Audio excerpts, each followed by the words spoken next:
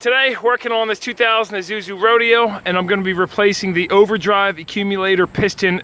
Well, this is the cover, and then there's an O-ring on the piston itself. I'm going to see if I can replace that too. Haven't done one of these before, but it's leaking pretty good.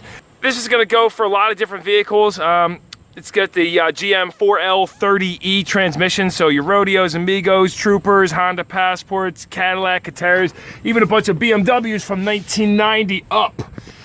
Anyway, the accumulator seal is going to leak a puddle like that when it's running, and it's going to be located right about there up on the side of the transmission. It's held in with a retaining ring, so when you run this one, it's really pouring out of there pretty good.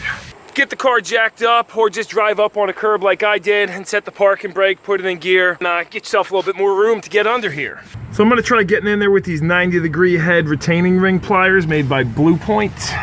And then you can get a good bite on there, squeeze that down, and get your clip out of there. Good idea to wear safety glasses, especially when you're dealing with retaining ring pliers. Now we gotta pop this cap out. So I'm gonna take this long flat blade screwdriver, I hit it with a hammer, then I'll pry on that cap. Try to get that off of there. Oh yeah, and you wanna have an oil pin handy too. Unfortunately, I have a little problem. It seems my cover actually broke, and the spring's pushing back on it. So let me chime back with you here in a second.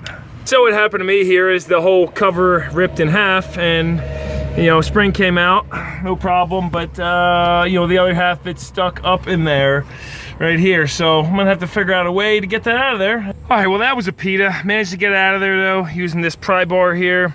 I was able to get a bite and get it, but you can see it had a lot of corrosion on it, holding it to the aluminum pretty good. I managed to do it without getting any real damage on my bore. Once you get this out of here, you'll want to go around the whole retaining ring groove up in there with a pocket screwdriver, clean all the corrosion out of there, and then take some light emery cloth like this, clean the whole bore up, get all the corrosion away, then take some brake clean or equivalent and spray that hole out, get all the debris out of there. Now I'm going to use these right angle channel locks to get that piston out of there. So go ahead and grip this shaft here and then wiggle that back and forth.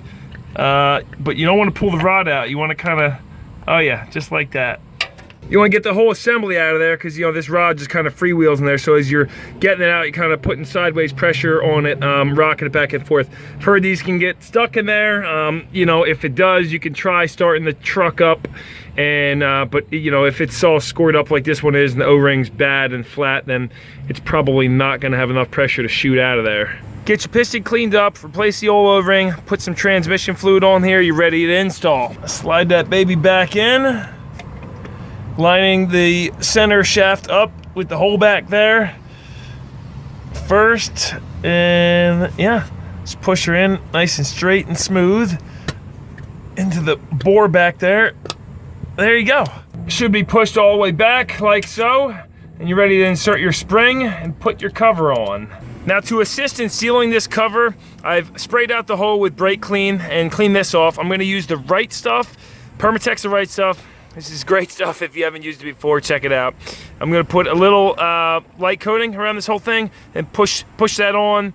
Might have to use a pry bar and a bolt on here to push this on, and then get your circlip on. They do make a special tool for this, but I found if you just push this in and you walk this circlip around at the same time, you can get it started flush like that, and then get your pliers and push in on this and get your circlip seated there. Can't show you that here because I don't have a good stand for my camera. Now, to get that cover all the way down, I did have to use a pry bar and put a bolt in between there. Pry and push that piston all the way in like that, basically prying off the exhaust.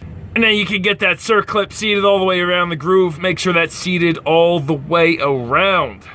The last and final step is to remove this 19mm fill plug. I'm not going to go into exactly how to do that right now because there's a lot of other videos, but essentially when you remove this plug and the car is idling in park and the transmission's up to temperature, fluid should trickle out of this hole. So check out another video if you want to know how to do that, because I don't have the time right now, I'm sorry. And you're done. That's how you put the accumulator piston seal and cover in the Isuzu Rodeo. Give the video a thumbs up if it helps out. Check out the channel, maybe even subscribe. Definitely appreciate all that, like usual. And this is Casey Guy 2 here. No nonsense, no how. You enjoy your day.